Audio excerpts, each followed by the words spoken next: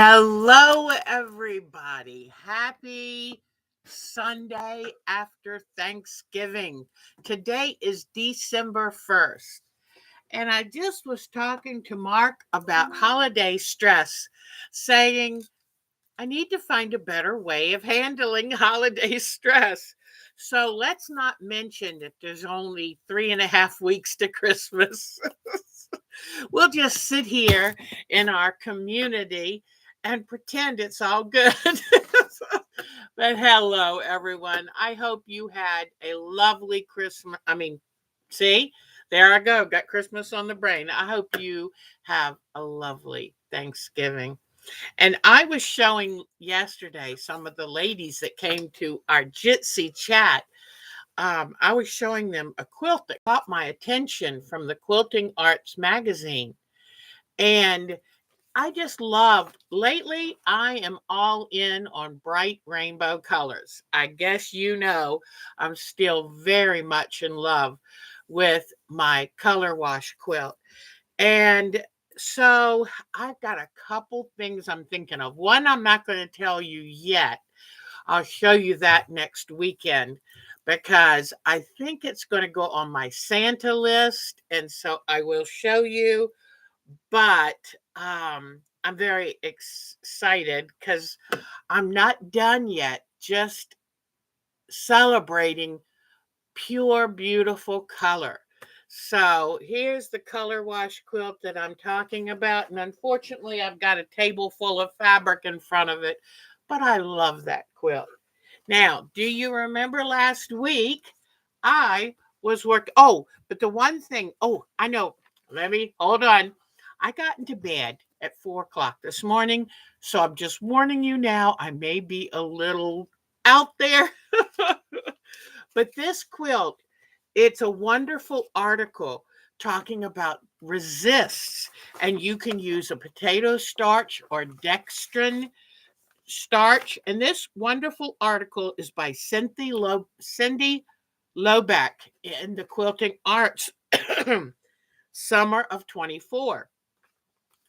And I would love to one day work some more with resist. It's something that has been challenging to me, but I love the look of that. And I have an idea. A few weeks ago, I got in some stencils that I ordered. And mainly I was thinking about those stencils for polymer clay.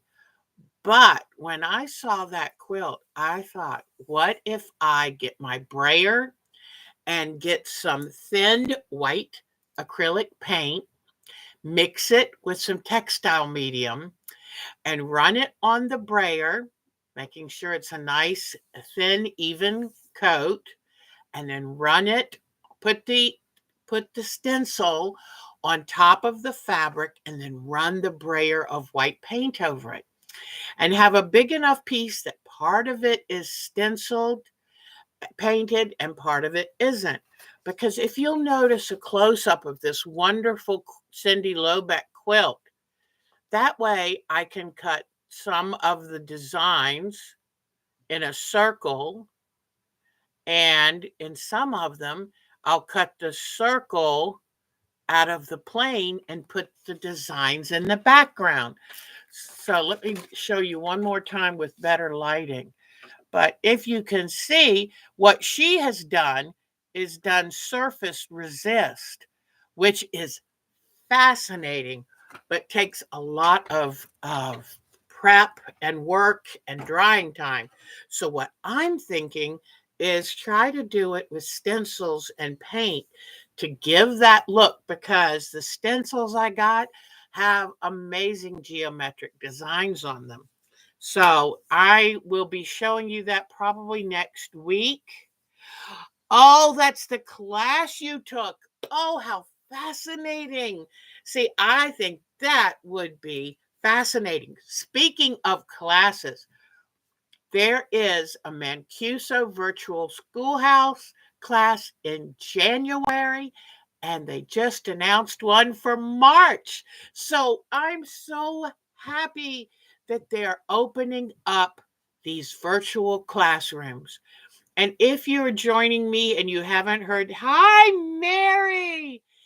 If you're joining me and you haven't heard me talk about them, Mancuso is amazing quilt show company that they put on the Mid-Atlantic Quilt Show, one of the big ones, and the Pacific Quilt Show. They put on big shows, and one in Lancaster. I mean, just all around the country.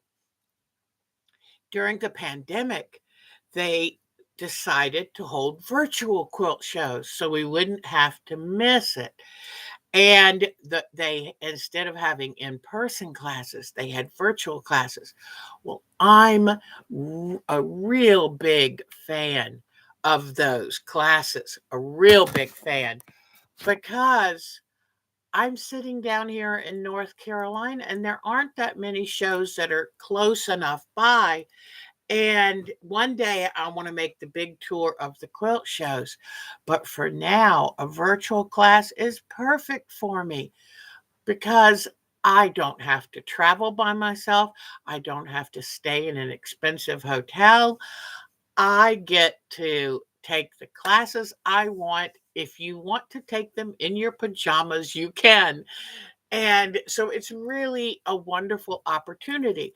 And not only is it convenient, it's a lot cheaper because you're just paying the teacher, the class fee for the teacher, and a $20 registration fee to cover all of their work. And so I'm going to be signing up. Everyone that comes, I'm signing up for. I want to show them, how do you show your support when vendors like this do such a great thing? You sign up for a class. And that's how they know, yes, keep these coming. There is a market for at-home classes. Some of you, like me, might have arthritis, or it's just hard. You don't like traveling alone. There are all kinds of reasons to take a class in your own home. I also find you have all your supplies here. And so it's wonderful. And you don't have to lug a machine and all of that. So, for so many reasons, virtual classrooms are my very best hint and tip today.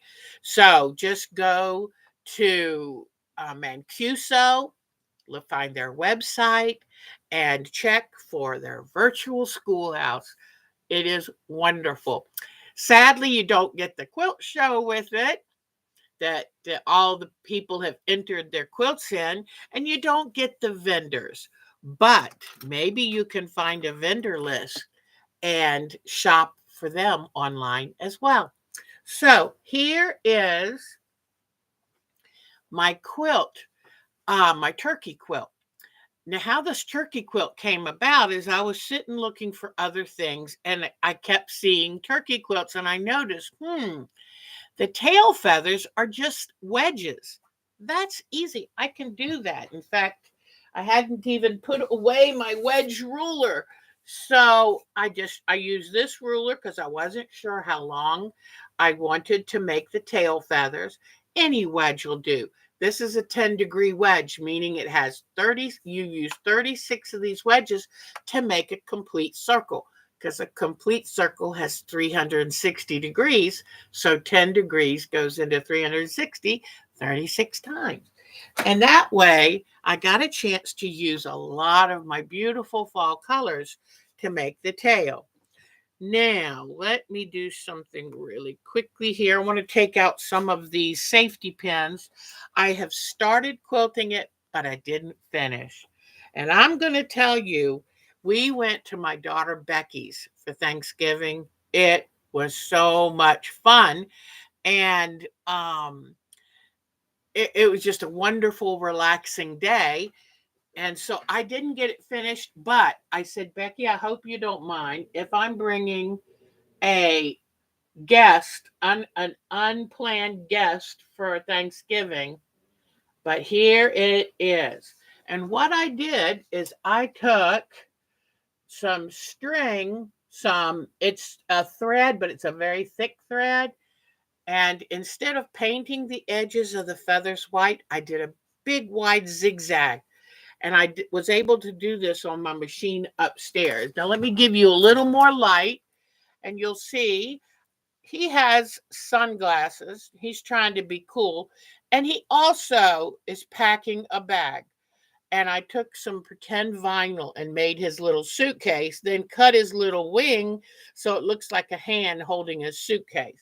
So this is officially named Turkey Has Other Plans, because he is not coming to your dinner for Thanksgiving.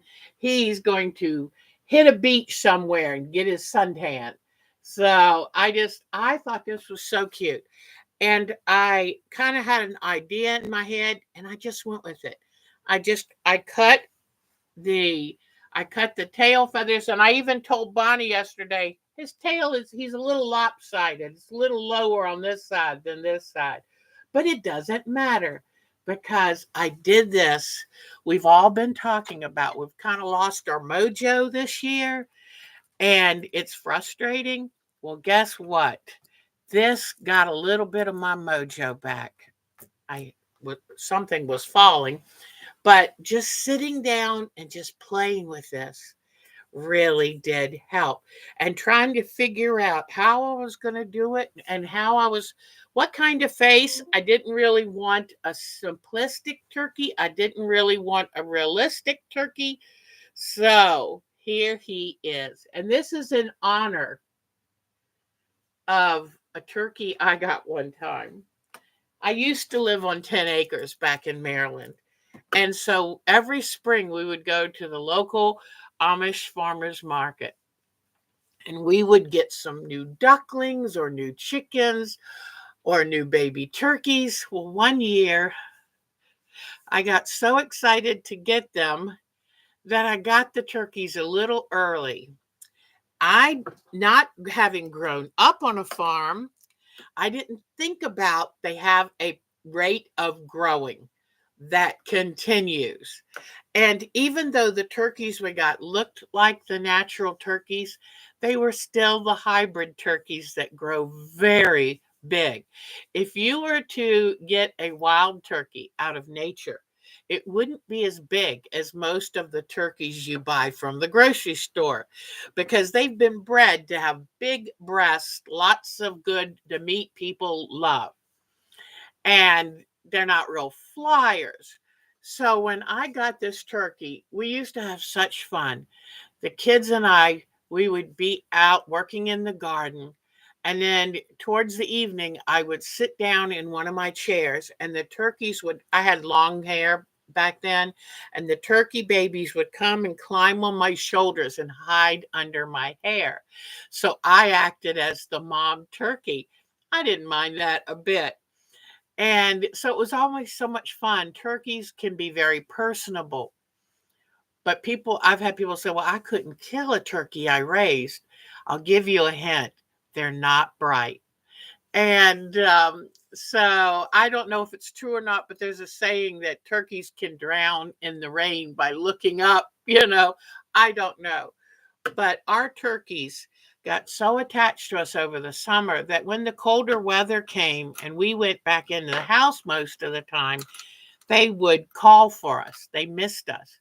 So that helped me come to terms with how do you prepare for dinner something you've raised. Also, we named them either Thanksgiving or Christmas so that there was no surprise as to what their fate was going to be. So I used to take them. I see that, Bonnie. And so I used to take them to an Amish man, and I'd have to get there at 7 in the morning, and there would be mist over the field, and his big draft horses were out in the field, and it was just magical. And I would drive down his long driveway back around to his outbuildings that had the butchering set area. And then you look on the ground and there's bunny heads and duck heads and geese heads and chicken heads and turkey heads. Very interesting. It's a different way of life. And this man was probably in his 70s. And so he had a big pot of water on to boil because after you behead the turkey and drain it. Then you have to stick it in the pot of boiling water to loosen the feathers, and then very quickly pluck the feathers before they tighten back up, before the skin pores tighten back up. That's why you use the boiling water. And I always went, even though I didn't help him, I went because I thought, if I'm raising this and it's going to be on my table, I want to give it the respect of making sure that it's a quick and painless death. And the turkeys had no idea. And I can attest to, if they're done right, it's a very quick experience. Well, this turkey, since I got him too early, and here it was Christmas, he dressed out at 42 pounds. That's twice as big as your biggest turkeys you buy from the store. So it was so big. The Amish man said, "Can you help me dip him in the boiling cauldron?"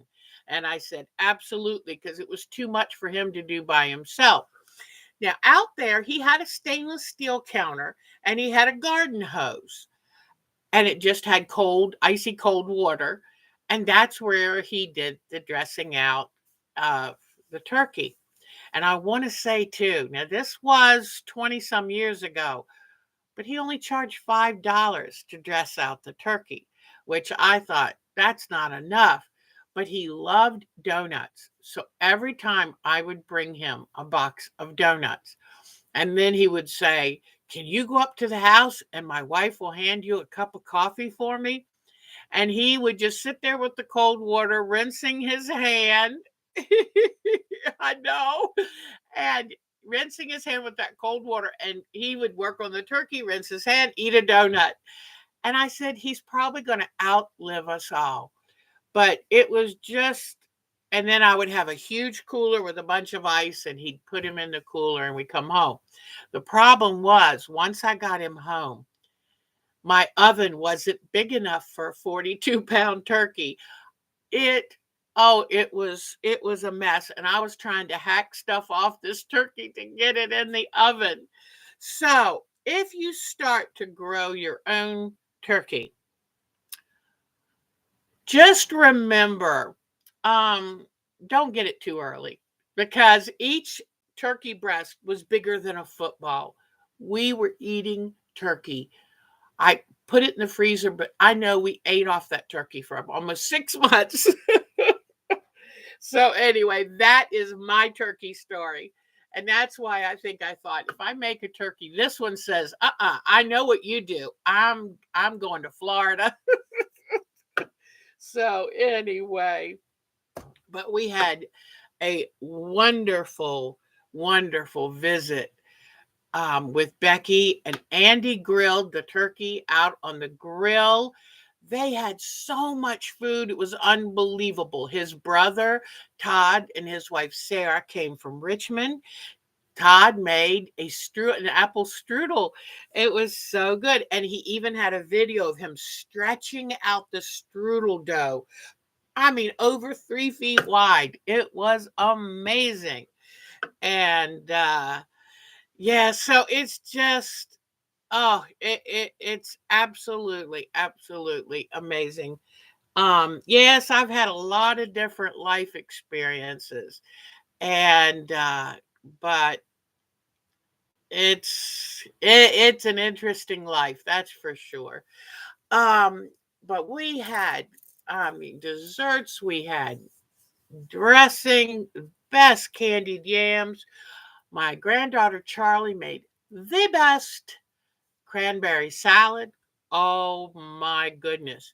She makes a cranberry salad. You put a cherry jello, you put orange juice, canned crushed pineapple, pecans, a can of cranberry. I mean, it is so fruity, and with the nuts.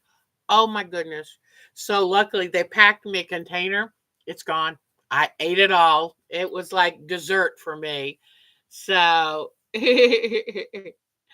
but no, and yeah, it's a tricky thing talking about animals and the whole thing with that. But as long as each person feels like they do right by their animals. That turkey had no clue, and it was no longer going to be out there alone and cold and all of that. So you just, that's part of life and nature, and everyone make your own decisions. But in fact, I've got to tell you this. So we lived near the Amish, and there was an old order Mennonite family that I became close to. I used to be their driver when they had to go to medical appointments. I had one of the turkeys that I got seemed to have a defect, and he was having trouble with one of his hips, having trouble walking. So it had gotten pretty big, but I was worried about it. So I took it to Joe and said, "Joe, would your family like this turkey?" I said, "He seems fine. He just has like a hip or leg defect." And he said, "Yeah, we can always eat it." He had quite a few, at least 8 kids, but it was so cute. I went back one day to buy some animal feed because he ran a mill, and there was the turkey with a sign around its neck letting you know what kind of feed was on sale that week. It was so cute. Joe loved that turkey. He said, "That is the friendliest turkey. It walks around to see all my customers, and they love that turkey." So I thought that was cute. I thought that was so cute. So that turkey had a very good life. So anyway, also, I don't know if Melton is here, but Melton sent a wonderful email with pictures and descriptions, and it showed her, and I'm going to show you this during show and tell, don't worry. But she was talking about, do y'all ever knit or crochet washcloths? So I brought this to show her. This was a friend of mine, and she's no longer with us, but I still have her cotton washcloths that she crocheted. And I have 3 chickens left out of my flock, and they now no longer lay eggs, but they're lovely girls. And these were the best. I put these in the wire egg basket, and since they're cotton, it was, if I rinsed them or something, they were able to dry on this, and it cushioned them really good. So I wanted to make sure that when Melton watches this, she'll see. Now, when we have show and tell and you see the washcloth, it's a bath cloth that she's making. Oh my goodness, that's like a spa cloth. So we will definitely be seeing that.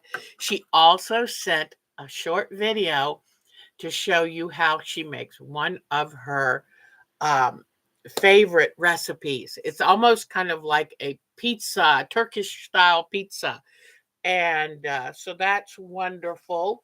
So we have some good pictures.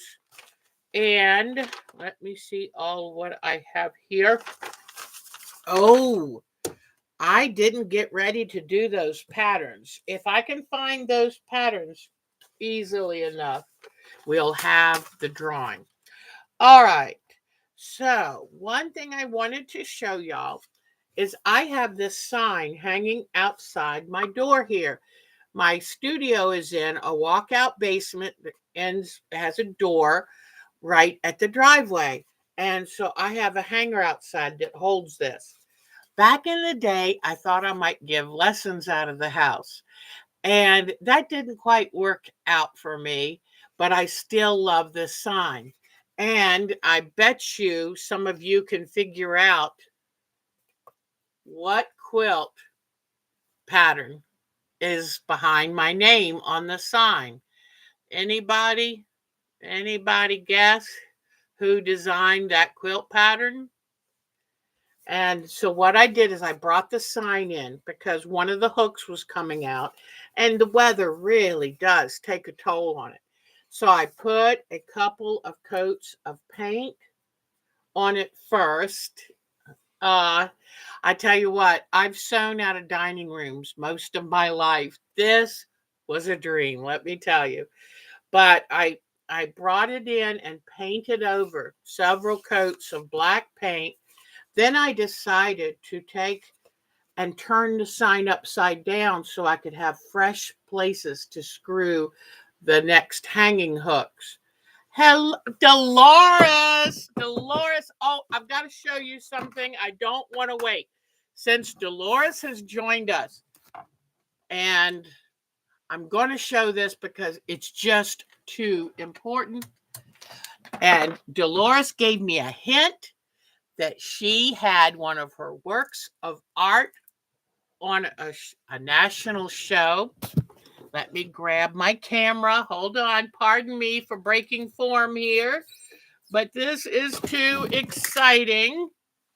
So I don't know if you get quilting arts in your neck of the woods, but we are so excited Dolores is here. Now let me try to find this. Give me just a moment, people. This is so exciting. All right, let's see. First, I'm going to go here and then go back to here and then go to here. Now, let me see. Oh, I don't see it right here. Okay, hold on. I know another way. We're going to see this. Don't worry. Hold on. I'm going through my phone. I'm so excited to see Dolores. For some of you who might be new, Dolores is our resident artist. And I might have gotten too excited and clicked on it. Hold on, it might be a little frozen. Come on. But Dolores is our resident artist. I'm going to close this back out and let it and open it back up. So let me see if I can. I got too excited. Whoops, hold on. Oh my goodness, what is that? Hold on.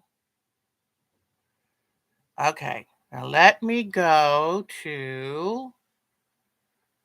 Whoops, hold on. I hope y'all are still here. I'm not.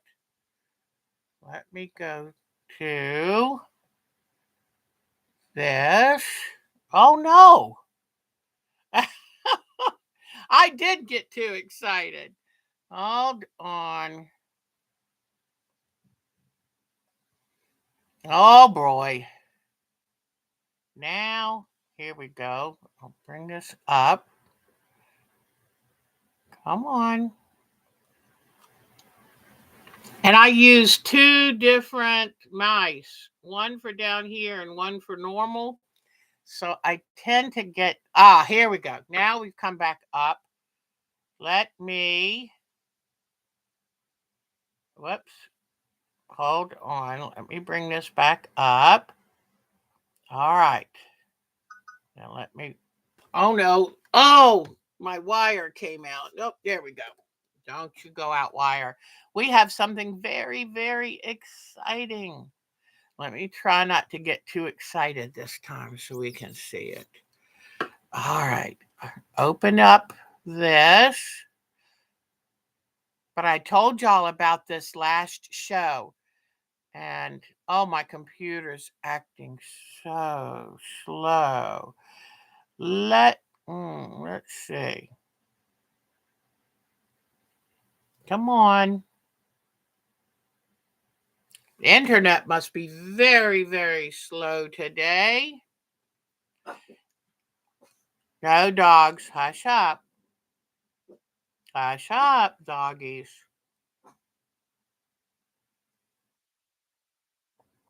They have been barking on my last nerve.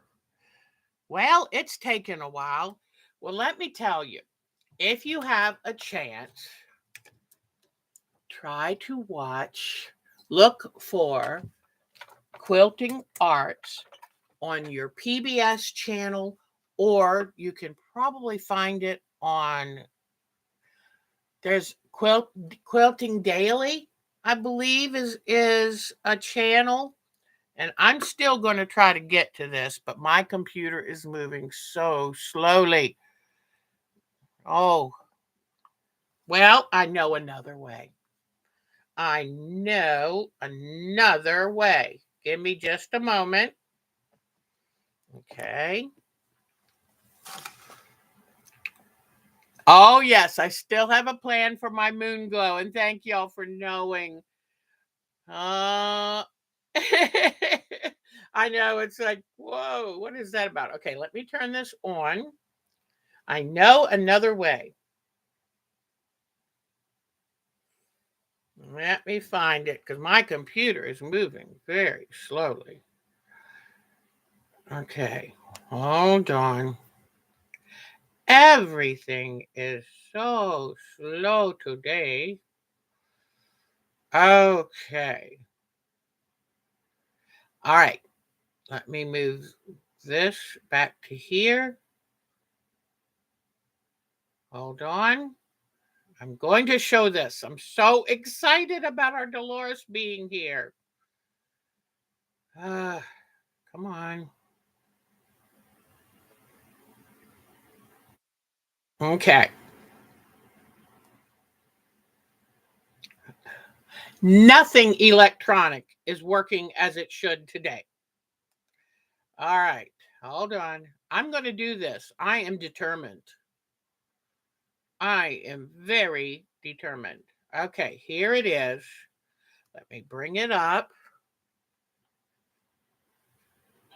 Join us for finishing touches.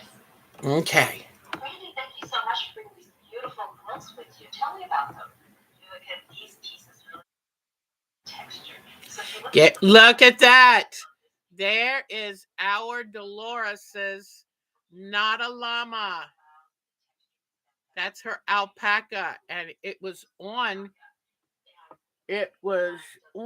Hold on. This wire keeps coming loose. Okay. They were talking about the wonderful thread work that she did on the Not a Llama. I'm going to try to go back just a touch. So I wanted to be able to show this a little better, but we did get it. So all my electronic stuff is giving me a fit today. All right. Come on. Come on. Well, it's giving me a fit, but at least you got to see it. And I'm very excited about that because can you imagine starting to watch your favorite show and there is one of your quilts on it? I mean, how exciting is that? So I just think that is just fabulous. Way to go. And I'm trying to see one more time if I can bring it up better. But I'm so proud of Dolores, and I think that is just magnificent. And it's an experience I could never imagine having. So that is just the best. All right, I think, aha, okay. Let me see. Oh, no, don't tell me it's not on here. I'm not sure I'm seeing it. Nope, says the folder's empty. It's on here somewhere, but I'm having a little trouble today. Wouldn't you know it, Dolores gets on here and I want to surprise her, but nope, it doesn't work. All right, I tried my best. I think my internet I don't know if y'all have noticed, but on holiday weekends, the internet gets so busy. So I understand. But anyway, wasn't that wonderful to see her not a llama? They were so impressed with her thread work. And it's exquisite. But I was telling them, Dolores, all about your accomplishments lately and how wonderful. Oh, and just to go back to this sign, now what I have to do is take and put coat after coat of acrylic sealer to try to get it to hold up outside in the weather. And I was going to do that, but it has gotten so cold. So I'll just have to do it in the garage. But you've got to be careful with those sealers. In fact, I don't think I can do it in the garage. I have a gas dryer. You don't want to spray certain volatile compounds if there is a pilot light, which I have. So, but anyway, I want to get this sealed. The first day it gets above 55, I'm going to put several coats of sealer and hang it back up. But I just thought I would tell you that's one of the little things that I have been doing. So, Dolores, I'm so tickled for you. She deserves it. This woman works so hard. And do y'all remember in the beginning when we first met Dolores? I think she had broken her femur and she was in a wheelchair confined to the first level of her home. And now she is back better than ever and going back to the art shows, selling her. She gets commissions. That is an amazing thing because it is pretty hard to actually be paid for your art. You have to be really good and have an art that someone really wants. It is so pretty out there. There's a little sliver of the sky I see running out there because I guess it's not sundown yet. So, y'all know then that I'm going to make 2 floor pillows for my grandsons. So, I'm going to show those to you. I use a regular bed size pillow and then I make a pillow cover and attach an animal head to that. So, Donnie wants an elephant. So, I drew this up today so that you could kind of understand how I do it. And it's going to be made of fleece. And there's a zipper in the bottom so that they can wash it when they need to or take the pillow out. And I'm going to make an elephant head on the top of it. And I think he'll love having the ears to play with and the trunk to play with. Well, then Russell said he wants a cheetah. So here is Russell's drawing of his. And I'm going to put the tail coming out. I know the tail should be down here, but I want him to be able to lay on it because they'll lay their head on the animal head. And that way he can have the tail to hold on to because I want him to have something to kind of play with while he's laying on it. So there's going to be his. Now, to do this, to accomplish this, I had to start looking. I first started looking for minky animal prints. Some things you can find, some things you can't. So keep that in mind before you go looking for, before you decide you're going to make a certain animal. So I bought, let me grab all my stuff out because this is what I'm going to be doing in the next few weeks. I mean, I will just be able to get these done. So if you wonder, why is Deb not doing all of her different ornaments? There's a reason. So I may put this on the inside of the elephant's ears just because it's going to be so gray. Normally, elephants don't have pink in their ears, but I may. But I know I'm going to put a little of this in the ear of the cheetah. So I'll put that there. Then I bought some of this foam that I want to make some cute little tusks for the elephant. So then I got, this was on sale at Joann's, and it is a wonderful gray fleece for the elephant. Now I know the gray is a little boring, but when you've got an animal with 2 big floppy ears and a trunk and 2 tusks, that's pretty good. So that's for Mr. Donnie's. And here is the zipper that will go along the bottom to be able to pull the pillow out. Then when I was looking for Russell's, I had a real hard time finding good cheetah fabric. And I didn't want it thin. I wanted it nice and plush. So then I said, I saw this no throw kit, and it was like $15. And then it came with this. That would make a pretty good giraffe, wouldn't it? But here is his cheetah fabric. It is beautiful cheetah fabric. Here is his zipper that will go with it, and the inside for his cheetah's ears. And I have ordered a black cheetah nose, and I've ordered eyes for an elephant and eyes for a cheetah. So you know now what I'm. The easy part is making the part that covers the pillow, front and back. Stitch around, put a zipper in. That's easy. The hard part is doing these faces. So I will keep you posted on how that goes. And the main thing I do is I make the face, all the flat parts first. Then I stitch on anything that's going to have more dimension, and I stuff it before I'll be doing a lot of hand stitching, really good hand stitching. So, Polly wants a giraffe. I will have fabric for a giraffe. So, and believe it or not, all of this was like $36 delivered to the house. Not bad for two boys' presents. But I couldn't believe it when Russell said, I want a cheetah.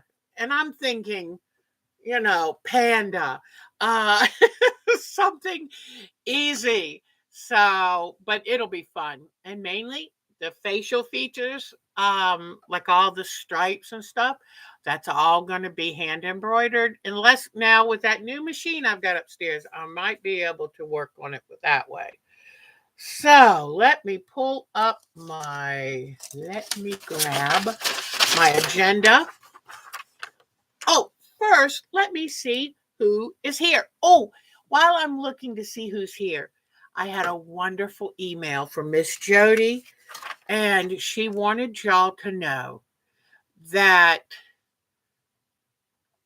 she misses all of you, but she is working. I think she's got 2 jobs, but she said, she was worried we'd wonder where she was. But this new job has her working from 6 a.m. to 6:30 p.m. Saturday, Sunday, and Wednesday. And starting in December through the end of January, she'll be working Saturday, Sunday, and Monday. And the managers talked about putting her on for a new day and another day.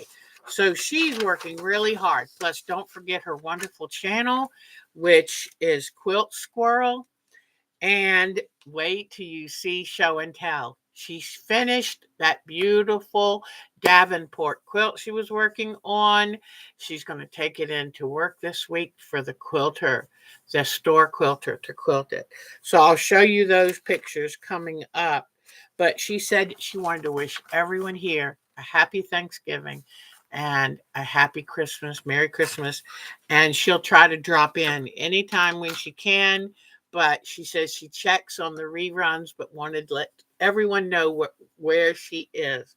So, Jody, we understand. Please take good care of yourself. That is a busy schedule. And still, she managed to get that quilt done. So that's pretty good.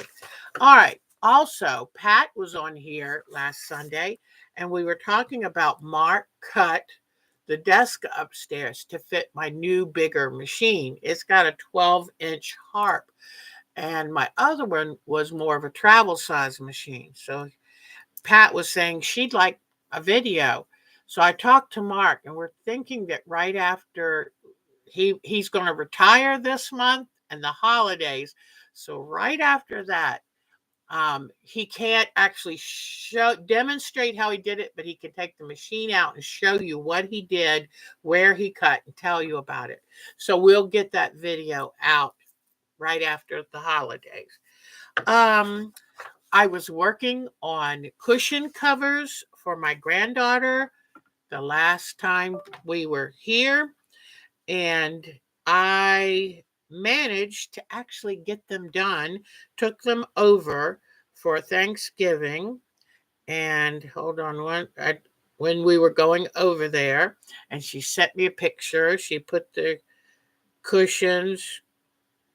Okay, let's see. But here, let me bring this picture up. Here is her window seat with her new pink cushions. It's a little hard to see that, but we did a good job. We got them pretty well made. Now, let me see. Okay, so I was so happy that she sent the picture so I could share it with you. But of course, I waited till the last minute, and of course, it was, I did get them done. So Becky and Andy went to Boone, North Carolina, part of the area that was affected from Helene. So they got as far as they could to it and found a tree farm. And here's the tree they bought there. And they wanted to do that because some of the tree farmers who couldn't make it here, they wanted to make sure they still had business. And we went to our local. I was worried if they were going to be from an area that was affected. They made it back, and we went yesterday and bought a smaller tree, hopefully easier for me to decorate, and a smaller tree and some roping.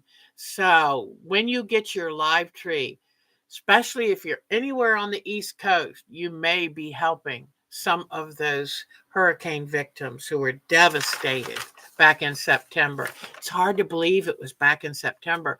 Do you know I-40, which is the main thoroughfare from east to west in this country, is still not open? There's still a big detour. So we feel really bad about that.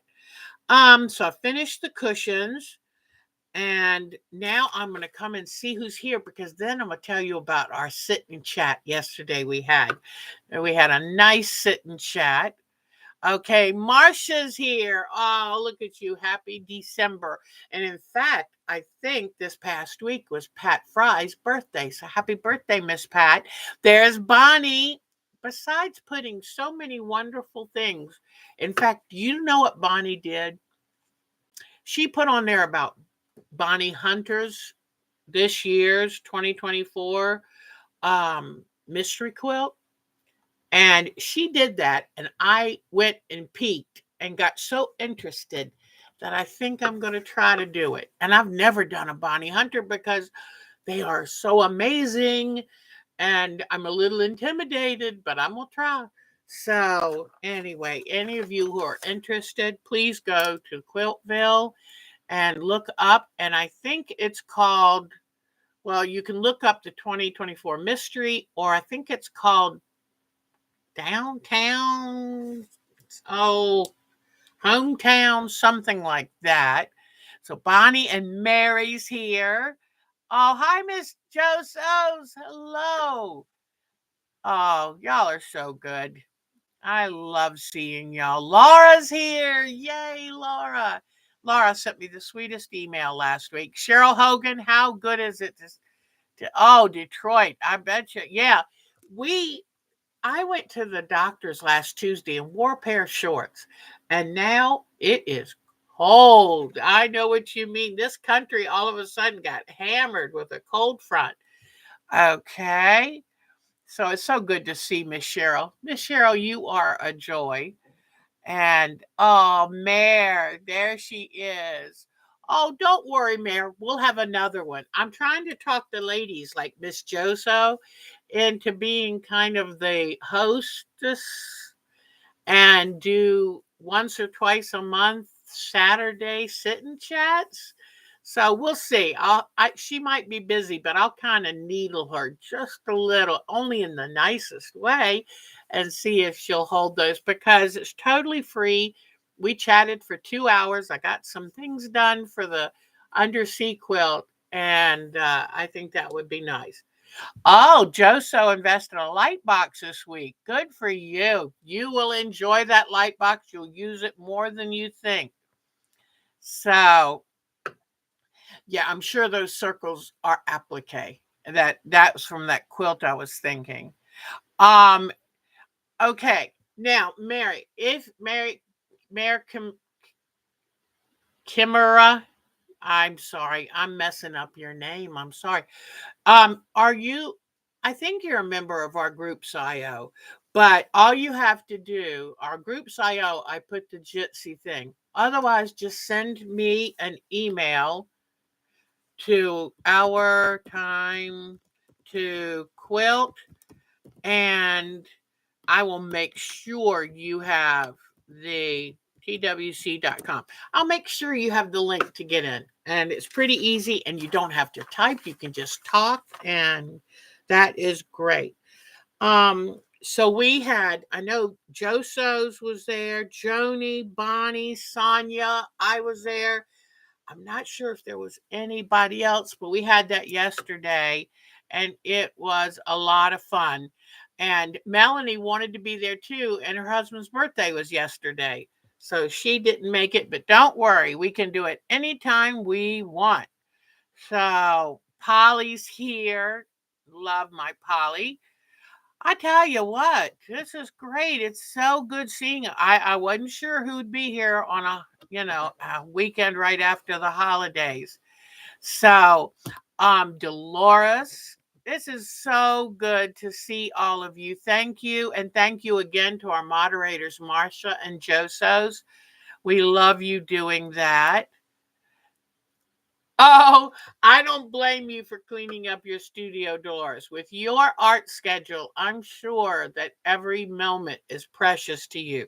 So never, ever worry. We can have them anytime we want. Monkey Mary's here. We can have these things anytime we want. So please don't even worry. So, quilt along. Jen Daily Quilts. Okay. Oh, wow, 2 pages a week. Oh, that's good, Mary. Good. I am a big believer in mystery quilts, and let me tell you why. People like me, when I see a quilt and I know what the end result's going to be, I tend to get too impatient and too anxious to hurry up and finish the quilt, and my sewing, my piecing skills kind of suffer. What I found, I was a huge fan of mystery quilts from about 2004 or 2005 to 2012, and I was even a tester for one of the mystery quilt people. And what I found is if you are given one direction at a time, you focus better, you pay attention more to the step you're on. So you cut better because that's all you have is to do the cutting. Okay, so you pay attention to that. Then when you do step number 1, that's all you have. So you pay attention and do step number 1. I have told people my whole sewing life that mystery quilts helped me become a much better quilter. So consider it.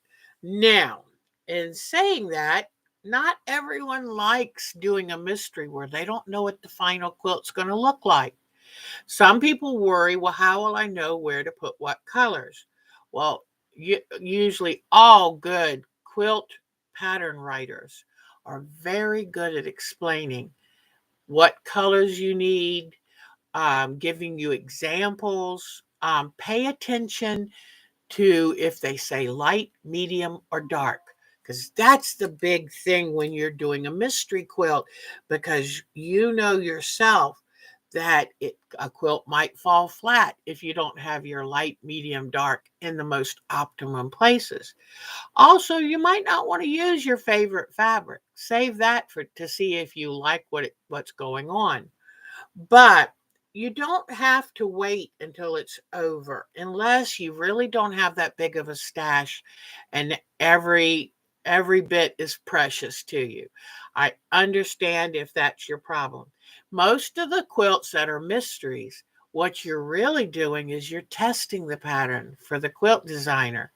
And so you make sure, if you are interested in doing the mystery, whether you get it done on time or not, download and print all your pattern, because once the mystery's over, then the pattern usually becomes something you pay for.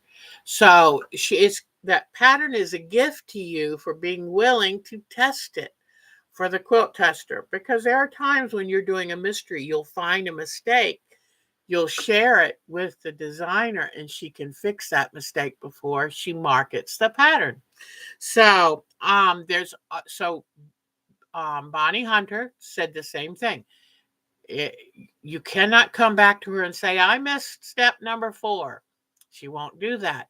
When this is over, it will then be put in a book or sold on her site. So it's up to you to make sure you download or print or download and print every step. Another thing, unless you have express permission, do not share the steps. I know it's tempting, because you were like, well, that's my friend and I just want to give them the pattern. That's not what it's about.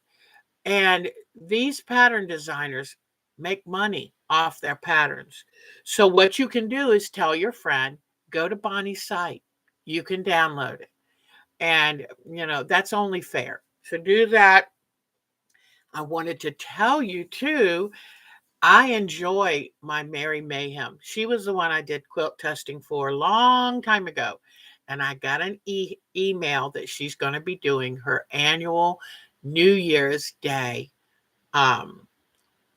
mystery quilt. And what she does is she gives you the instructions and the requirements very soon, probably already by now. And then she'll give you 1 or 2 steps before New Year's Day. And a lot of these people know that some people don't have family right where they live.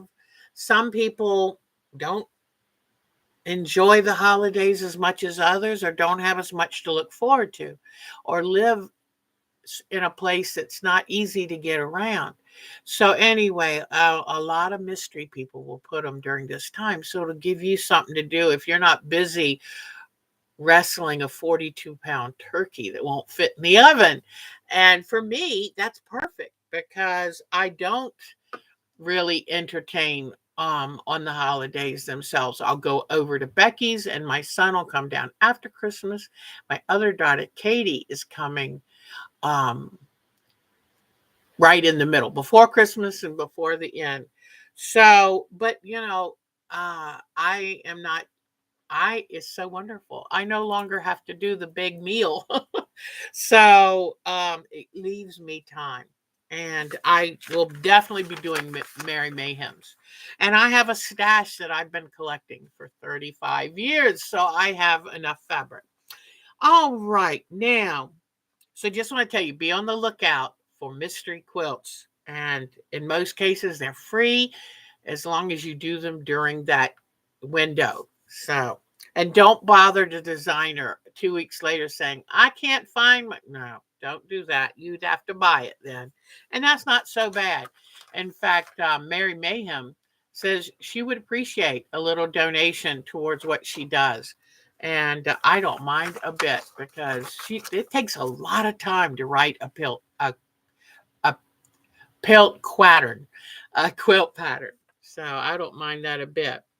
All right, then it says in here, they're up, just a reminder, our upcoming projects, the strip landscape and 3D hand embroidery.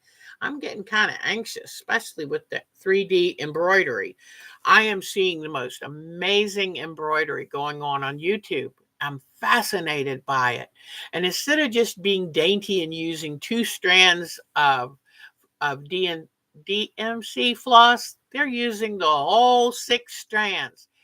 And they're doing it a lot more puffy. I've seen people using stuff work under their embroidery and actual embroidering some of the petals separately to put on to attach later.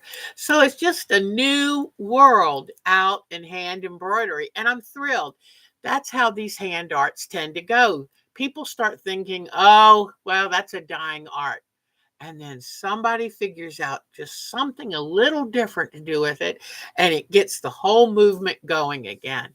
So you can also, everyone of course loves DMC floss. It's the best, but there are some less expensive ones. And you know what? If money's an issue, look at Amazon or wherever and find one of the big packs of skeins that are a lot less expensive. And then that way, if you decide, yes, I love hand embroidery, then you can start buying the more expensive things and build up your stash.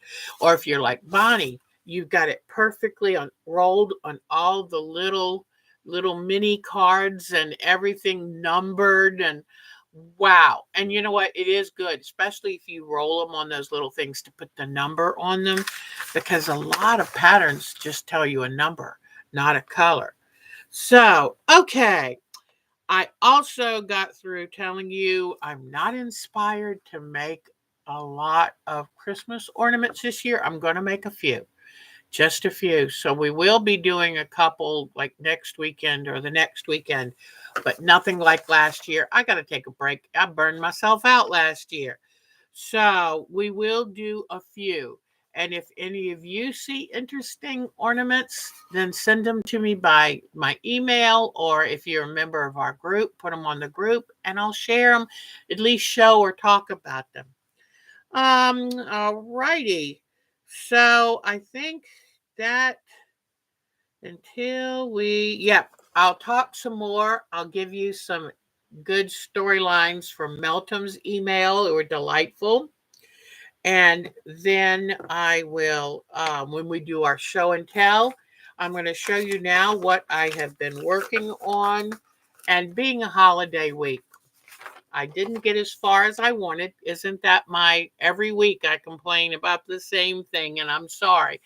But it was Thanksgiving this week. And Friday, we had a very big, important meeting with our sofa, and we took naps on and off all day Friday on the sofa together. So it was just Mark and I think we were seeing who could snore the best on the sofa. So that was nice. And watching old movies and westerns, and it was just fun. So I'm kind of sad that today it's over, but soon, in just a few weeks, he will retire. And then it's like that a lot. All right, so here we go. This week I'm picking up my hearing aids, and I'm going to the eye doctor tomorrow for my annual checkup. And here we go. Okay, so you know that I did this fish earlier on, and I think I'm still going to tweak it a little. I think it's just a little too much. And I did the surgeon fish. So I did that one, and I did a sea turtle, but it's not, I love his head. I'm not crazy about the body, so I'm going to redo that one. Then yesterday, while we were doing our sew and chat, I did a parrotfish, and I used, these are supposed to be, what are they called? What are those birds? Ostrich. These are a stylized ostrich feather. And I even took the part of that and turned it into the fish eye. And he's called a parrotfish because he has a hard, bony, beak-like mouth that he uses to break open different kinds of animals and coral and all of that. So here is my parrotfish made out of feathers to look rather parroty. Then let me see. Oh, here is my sweet lips fish. And I had to do that play on the name. It's a sweet lips. And that was the name of the fish. I didn't make that up. Then I wanted to do a lionfish. And what I did is took sunflower fabric and gave the lionfish a mane. And then I did all of the stripes by using pieces of muslin, then tried to find some stripe fabric And this is leaf fabric showing all of the veining, which I thought did a pretty good job. Hi! Happy birthday last week, Miss Pat. So anyway, here is my lionfish. I'm pretty fond of that lionfish. So I'm thinking I'm going to take, I do like that head of this guy. So I'm thinking of taking it off the body that I don't like. I don't even mind those front legs that much. Well, I'm going to take this apart and rebuild him. So now let me see. I'm looking at this up here. And I'm thinking this would be good and this would be good. And I'm just going to kind of put together some different things. And then I would like, I'm thinking, how do I do the undersea part? This is a wee bit bright. So what I'm thinking I'm going to do is put this for some of my undersea land areas. And then, let me see what I did with it. I had some tulle here. Oh, what did I do with that tulle? I think I spilled some things in my bag. So let me see. I had a piece of tulle. I don't see it, but I can always get another one.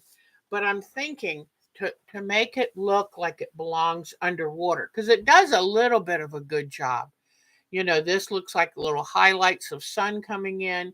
It's a little bit muted, but all I have to do is put a piece of tulle over it, and that will mute it even more. So I think that would be good. Now I don't see, because I took it away from one of my dogs yesterday. She was playing with it, and I didn't want her to eat any of that. Okay, so let's put this aside for right now. And let me see if I can do a better job with this turtle. Okay. Well, actually, I could leave those on and put, okay. Here is a good piece. And then I am probably going to use ink tints or machine embroidery to do some of the dots and stuff on him. But okay. What I'm going to do is cut a piece of this. Now, what I want to do when I look at this fabric, this being a batik, see how it has some lighter areas and some darker areas. So this is just for the top of his shell, because his belly would look much better with this fabric. But he's going to be swimming in the sun. So I'm going to cut the top of his shell out of this lighter part of the batik. Okay. All right. So what I'll do is I'm just going to glue it over the other fabric. Let me see. I'm not sure it's going to be easy enough to take off. Okay. Nope. I'm just going to leave it right on there. I'll trim that since I got it partly off. All right. So then, okay, don't forget, when you're doing, anytime that you can make it look like sun and shadow, do that. And I'm trying to look like which one shows it the best. Okay, so now I've got this on the top of his shell. And I'm going to make sure to outline that, because it really is not showing it doesn't stand out against this background.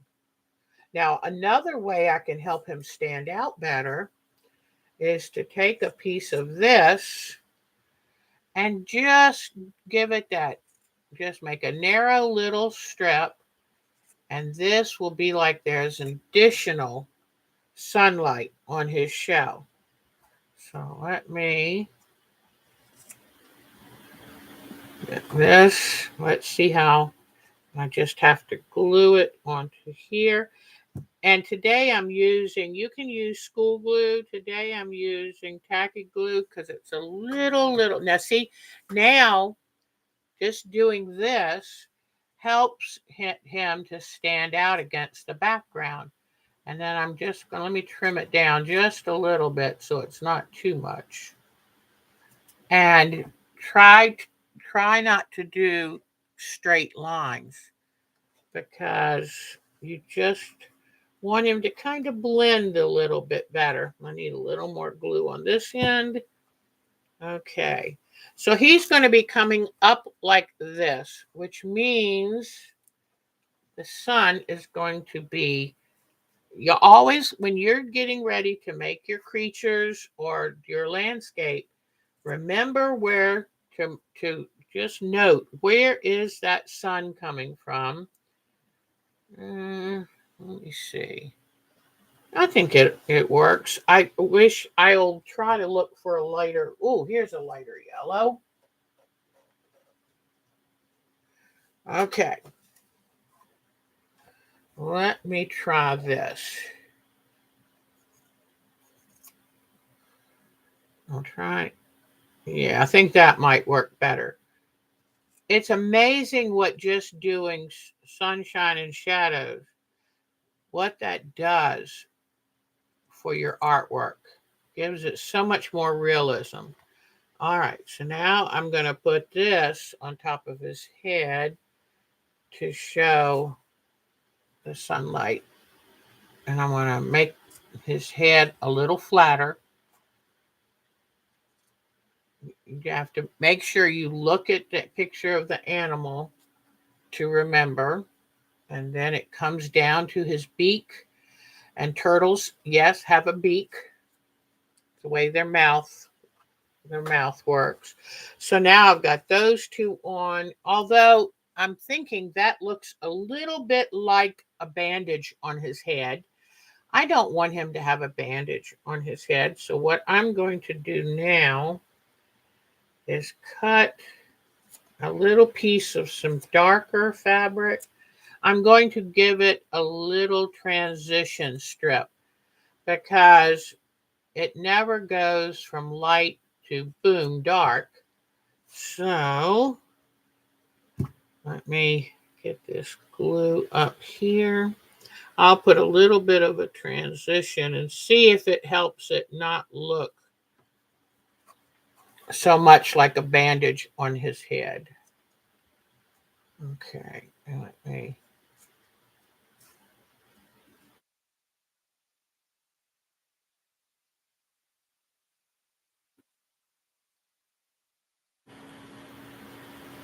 When you use a glue like tacky glue, if you were using school glue, you would have to make sure to always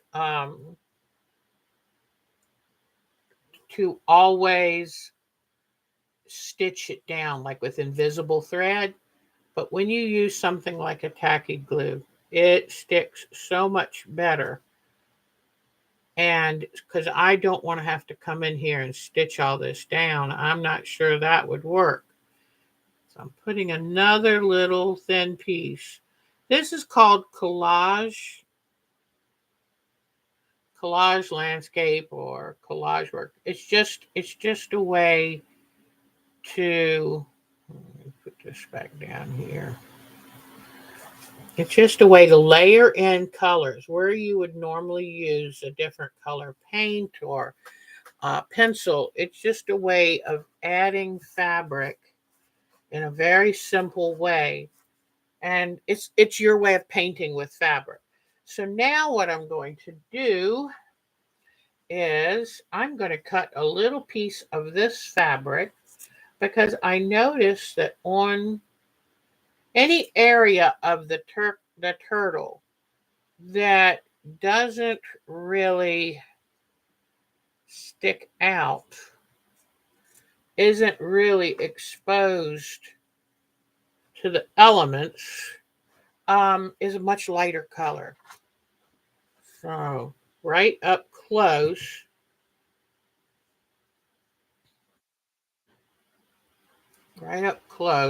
oh, I'm going to have to do it. Well, no, I guess it does change pretty adeptly.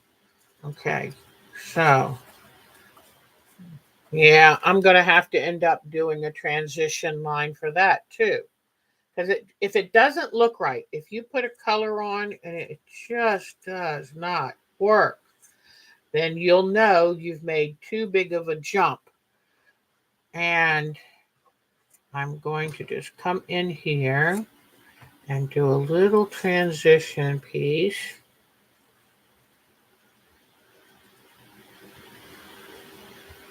And what I may want to do is go ahead and change the color. I liked using a dotted fabric because he does have polka dots. And this is a fantasy turtle, so it doesn't have to be perfect.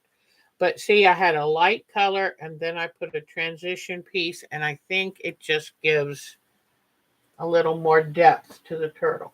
All right, now I'm going to come in with this as his underbody. And by looking at this photo, do you see how the light parts on his underbody, you see what I mean now about the light part at the top of his leg? Even where his neck sticks out, it's much lighter color. So I think what I'm going to do is give him a light belly and make a piece kind of come up in between here so you still have the darker segment. All right, so I'm going to come in with this. Let me see. I think something somewhere, actually, right. Let me take this part off. I think right here would be good. So,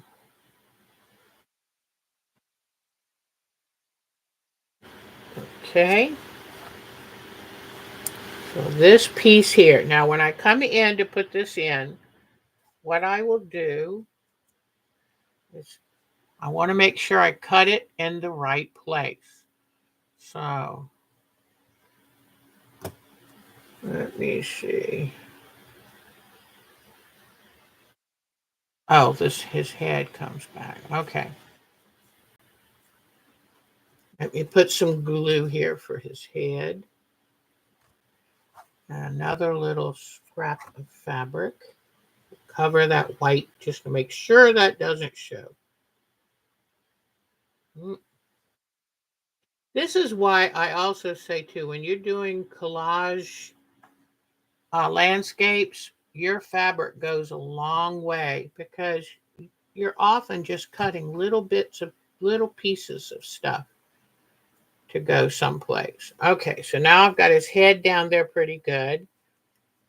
Then I'm going to lift up. Let me cut back right here so I can put his leg over top of this. I need this to come up here. Let me take off just a wee bit more, and it's just trial and error. Now, if you want to, if you feel better doing pattern pieces, then that's what you could do. You could easily come and draw this on a piece of paper and have pattern pieces. So don't worry about that one bit. So now I'm going to come in here.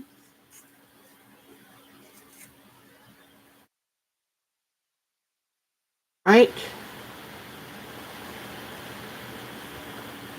Now, I've got a certain area and it's right where I like it, then I will come in here, put a little glue under it to make sure it holds in place. And then I'm going to cut out.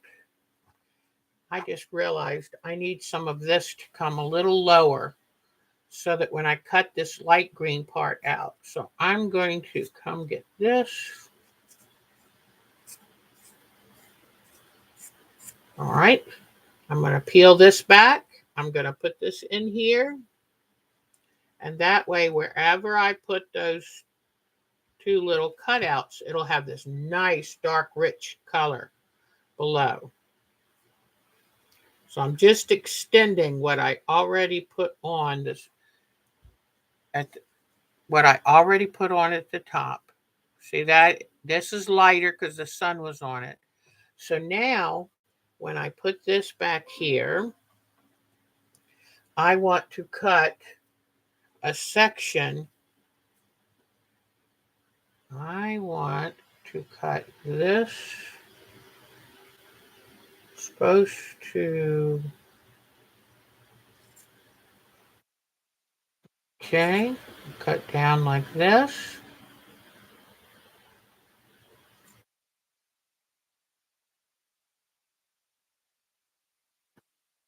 Okay. And I'm just looking. You know what? I don't have y'all in camera good. I'm sorry. Okay, bring this photo over here.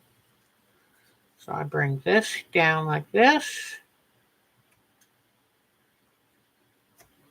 I'm just following this picture. So right behind this leg, there's going to be some light color. And then there's going to be another drop down of dark. Like this. So see how it gives that impression right there. All right. And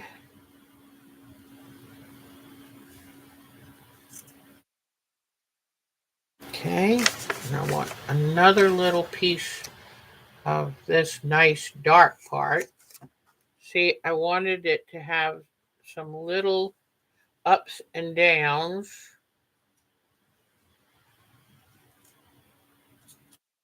Okay, then I'm going to come and put this one right here. Now, like I've said before, this is the way I'm happier with it, but you are very welcome to draw up a pattern. If that's the way you like to work, I totally understand. No problem at all. All right. So now here is what I have going. And I know by leaving these feet on, it gives it a whimsical, but I might be putting new fabric here. I'm going to grab some of this, and I'm going to get it where it's got some of the nice orangey brown. I'm going to do his back flippers, and you can see how the sun is shining on them a little bit. So I think right here is pretty good. And what I'm going to do, I'm not going to try to cut the shape when I'm leaning over like this. I'll just cut off more than I know I need of this. And I've got to do that facing the other way. And I'm going to go ahead and glue it on here. And that way I think I'll feel more comfortable. Whoops. At cutting it out. All right. So knowing where my sun is coming from, then the one thing about the crafty glue is it adheres so much stronger. And so make sure that you work in one area, because once it dries, you're not going to be able to pull it up and tuck things under as much. All right, so now that I have this here, I know that it's going to come out it's going to go a little bit parallel, and then it's going to go up a little, and then it's going to go at an angle and like this. So just by looking at what the picture had, by looking at the picture, I think I've done a pretty good back flippers. Actually, what he's done is he's taken both of his feet and kind of made himself more streamlined.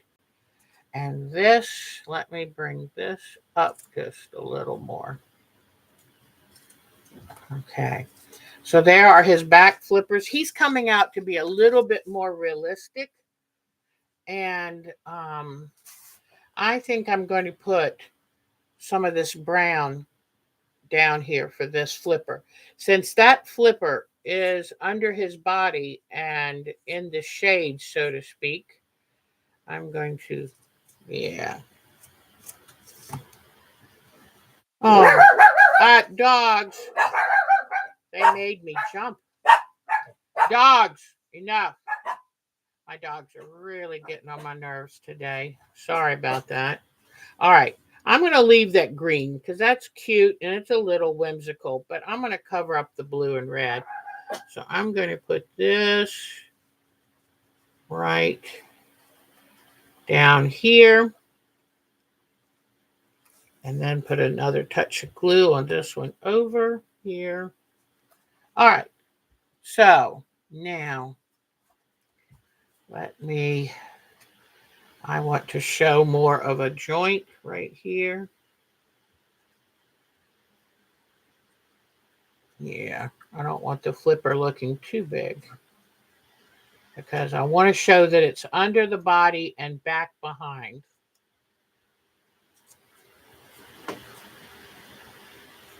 Okay, I'm showing this little joint right here. Be careful because sometimes you'll get glue on the fabric. But there he is. So I think I like the way he's looking now that he is looking different. I like it. I think it's a better look for him. And now I think we need to do show and tell. But right before we're going to get ready and do this, but I want to do one thing real fast.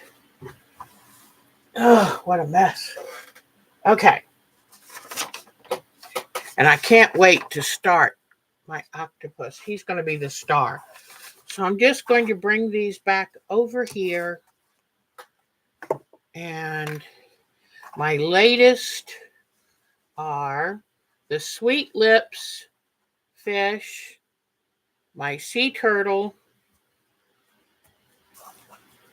my parrotfish, and my lionfish. So I think they're rather cute. And then I will also start filling in the background, like some of the land forms, undersea forms. I'll fill it in with this. And I think I might put a gray tool so that I'm thinking the gray tool will do a better job of dulling down, like it's because you're looking through water to look at it. All right. You crocheted a large stocking. We'll have to see that.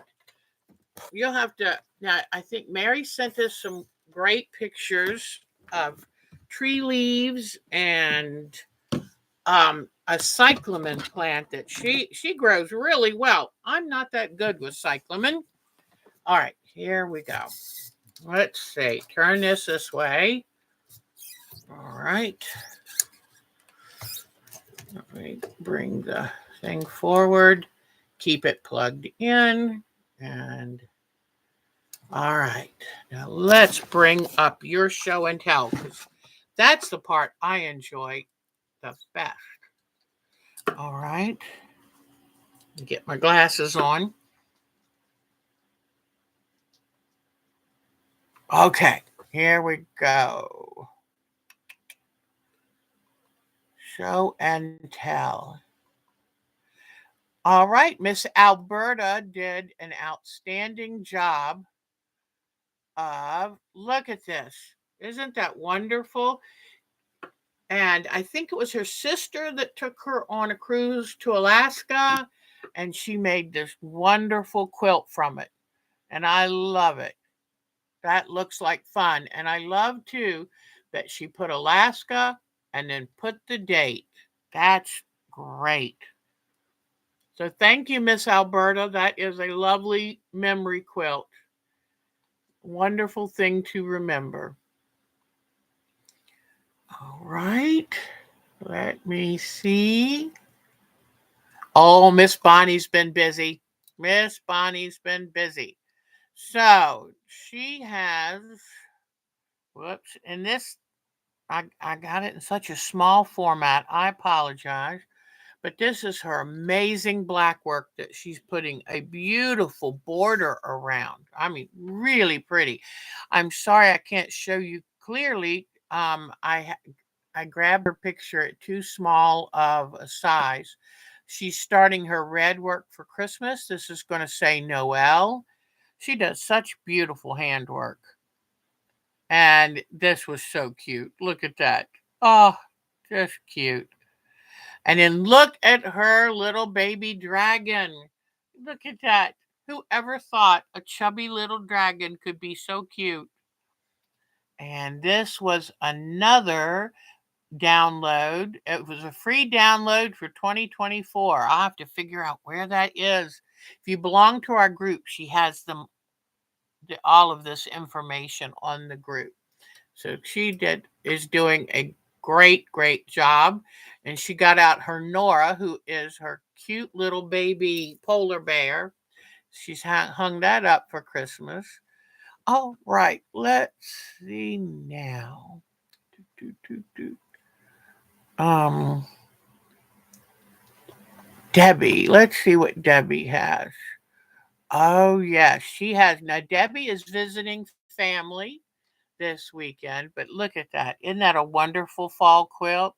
It's hard to believe what a difference a week makes. Just a few days ago, we had Thanksgiving, and now anything in fall colors looks behind the times. I love this. That she has outdone herself on the Alex Anderson hand embroidery. And I love her confetti quilt. And look at this one. Fall colors are amazing. You can do so much with them. And she sent this because she knows I love pink flamingos. I think there's a pink flamingo quilt in my future. Thank you, Miss Debbie. Drive safely coming home, hon. Let's see. Okay.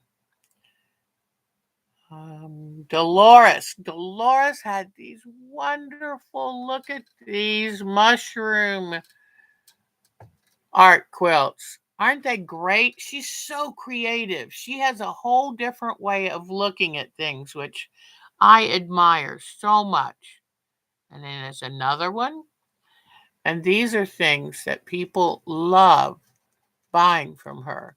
Isn't that beautiful? Mm. So thank you, Miss Dolores, and congratulations with all of your sales and successes and being on Quilting Arts. How amazing. I'll show you the whole quilt in just a moment. But Miss Jody learned how to do mitered corners this week. And I think she's done a spectacular job. And this is her Davenport quilt that it seemed like she just started recently and she's already now finished. Whoops, sorry. The entire quilt top. Isn't that gorgeous? I love the colors, the fabrics. It seems to have a little bit of a Civil War era vibe to it, doesn't it? Isn't that beautiful? So way to go, Miss Jody. We're cheering for you. I can't wait to see what the quilter does with it. Okay. Then let's see, Miss Joni. It's our last view at her wonderful confetti quilts. So we'll have to say, Miss Joni, what do you have for Christmas? So isn't that nice? Gosh, I love this one so much. That is a beauty. Mm, beautiful, beautiful, beautiful. Very talented lady. And then our Miss Julie made this wonderful Veterans Day quilt. That all the medals and everything, that's a quilt. And she had to study and learn just how the metal ribbons were made so she could replicate that with fabric. And a very lucky man won this. That's beautiful. It was a raffle for veterans. All right, so let's see. Miss Mary. Let's see. Okay. First showed me her cyclamen, which is blooming in her kitchen window. I love, love, love her her little vignette with the Thanksgiving theme. But look at her cyclamen, how good it's doing. I always make the mistake, Miss Mary, of overwatering mine, so I don't have them that live. Then she just took a picture of some of the gorgeous leaves in her yard. Look at this collection she made. And somehow she found a button too. But isn't that lovely? I love that cedar and nuts, acorns and leaves. What a beautiful vignette. Way to go, Miss Mary. Even laying out leaves, you have an artistic touch. All right. And I think there was one more. No, maybe not. Let me see. I thought there was, yeah, there it is. Here's an oak tree. And you know how those oak trees hold on to their leaves? They might not drop those until spring, but it gives you something to look at. And look at that beautiful blue sky. Thank you, Miss Mary. We can always use inspiration, and that truly is inspiration. Miss Melanie went to a retreat. So I'm going to show you her retreat pictures, but first, she showed us all these blocks she made, and then she laid them out, and now she's quilting this. All right, and here's her retreat.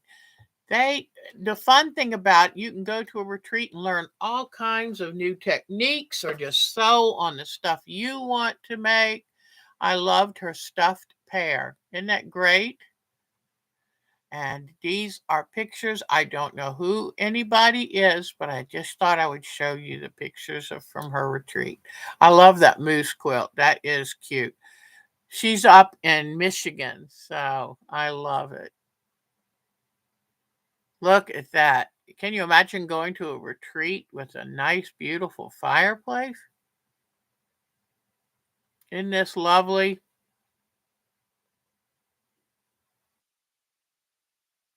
Let me enlarge these just a touch. Oh, wow. Okay, here we go. I love all of the windows, high ceiling in that room. Okay, let me bring this up a little bit bigger. And there, look at that. Everybody busy working. Looks like they took a lot of um, classes, did a lot of different projects in this. Whoops, not that big. There you go. If you have never been to a retreat, keep your mind on going and open to a new experience, but it's a lot of fun. Oh, and look, she's got a stuffed bird and a stuffed apple. I guess that's an apple. That might be a small pumpkin, but retreats are so much fun. And another view of her pear, another pear. And look at this wonderful sunflower quilt. Isn't that wonderful? Art quilts are easier to do than you would think. Look at that. Oh my gosh, that is a work of art. Isn't that beautiful? It makes me want to hurry up and start a new project. And since it was around fall, the one of the teachers dressed up, and that is her willow being used as a prop for the, isn't that cute? Willow is loving it, I'm sure. So thank you so much for these wonderful photos.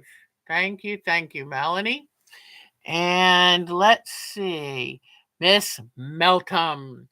All right, I've got a bunch here, so I'm just going to go for it. All right. This is her amazing. She is still relatively new to quilting, but you'd never know it from this. She has come such a long way. It is beautiful. Isn't that? Look at that. Look at her depth.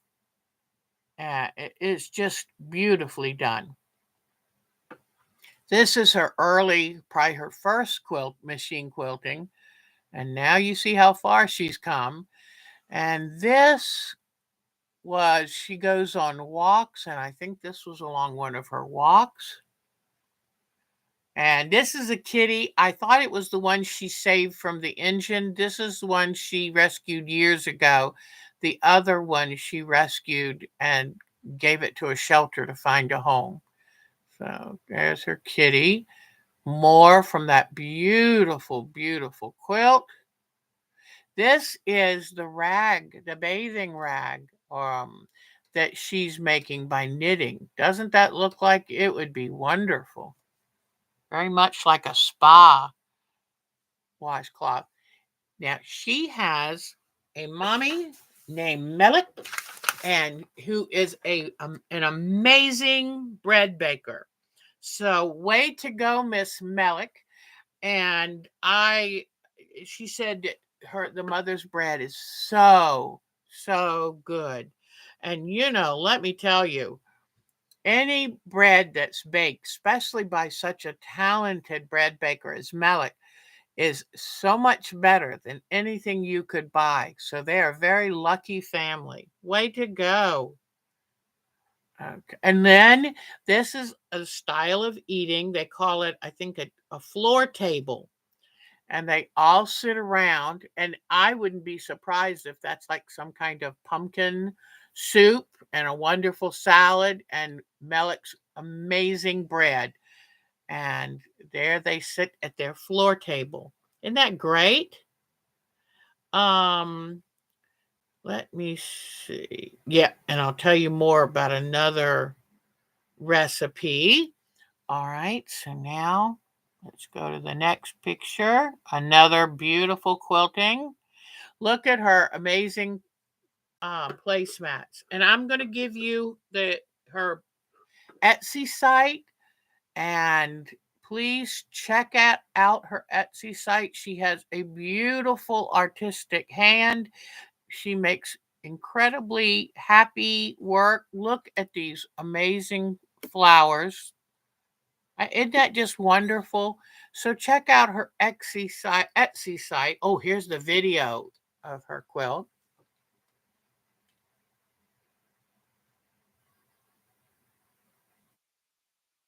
That's the back. Isn't that something? I am so proud of her. These are some of her printable bookmarks. They're an instant download on her Etsy site. And nope, now let me start this again. Hold on. And this is a wonderful video.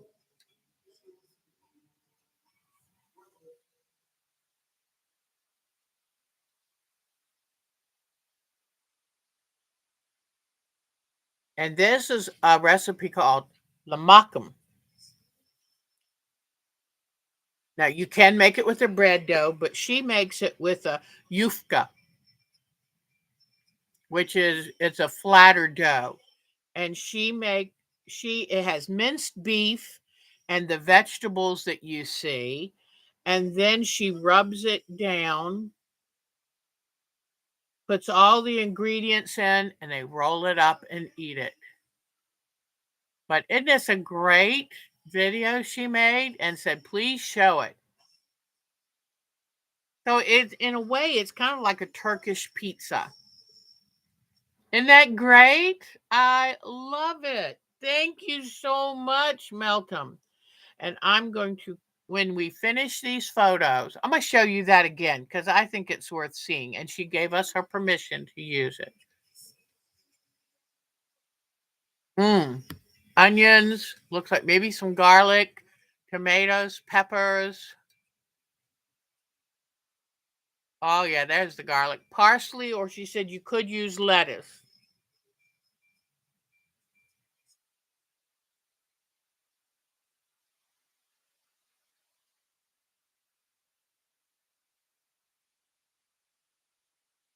That looks good. And then she said once it's baked, now it looks like maybe a yogurt, something that they rub on there. Once it's baked, they put a finely minced onion and parsley or lettuce on top, and then squeeze a little lemon and roll it up and eat it.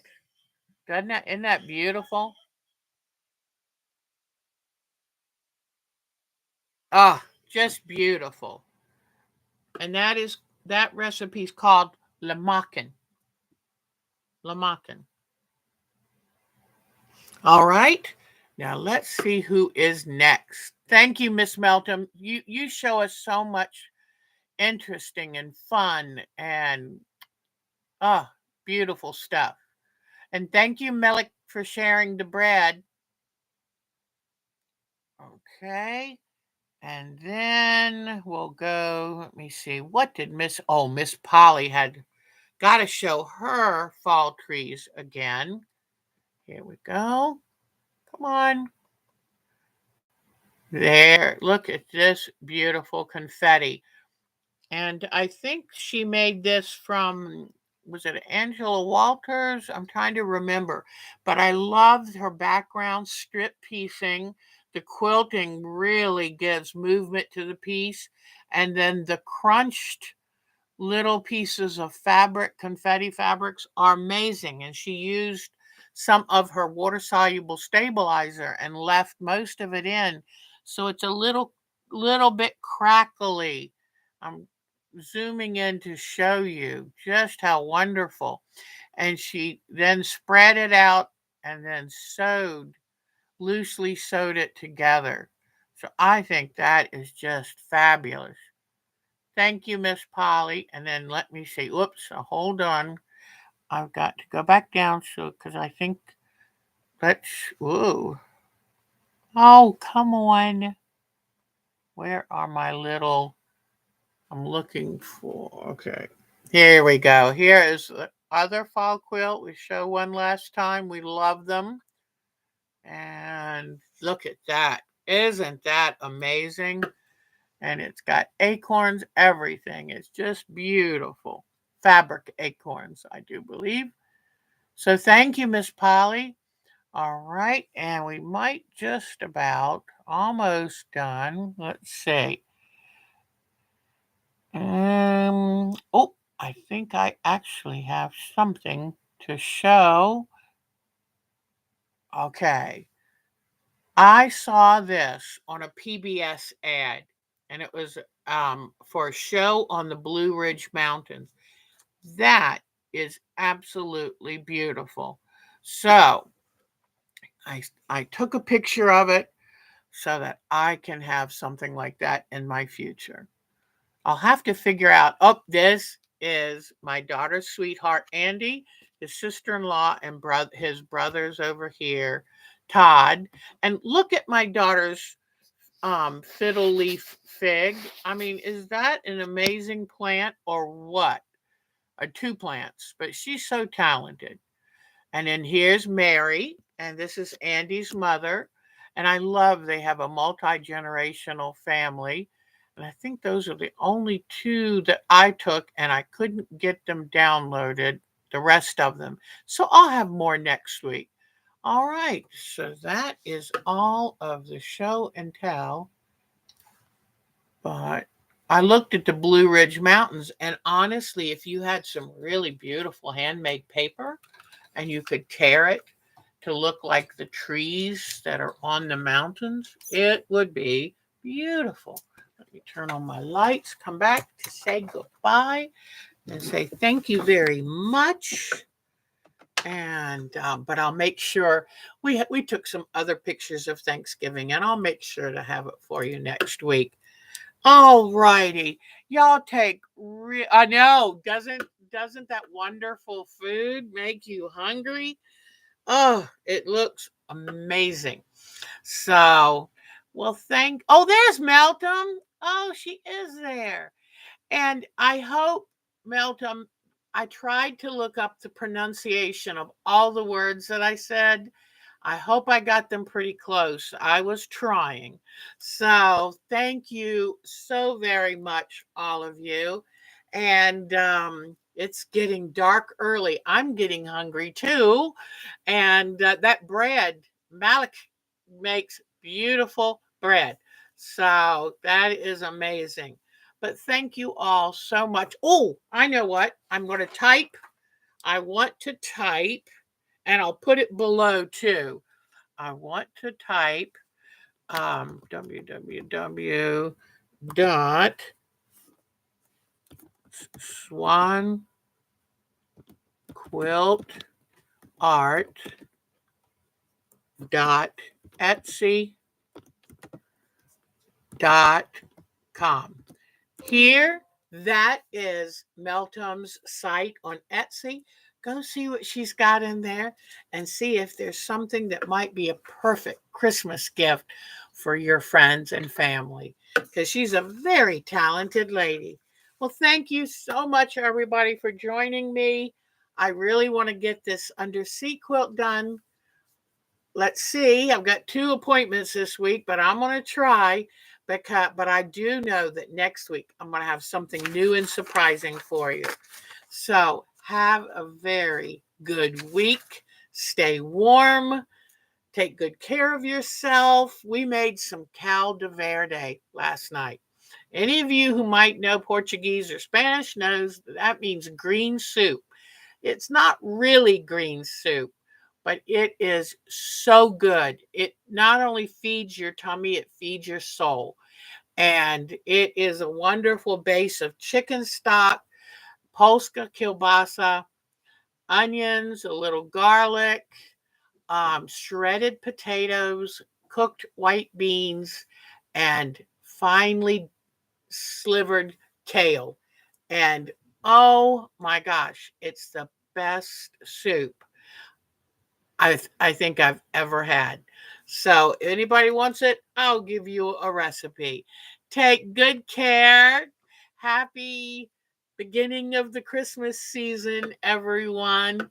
And I will see you soon. Take great care. Bye-bye, everybody. Have a great week. Thank you again to my wonderful moderators and my wonderful Mary and all of you. I love you to bits. Bye-bye.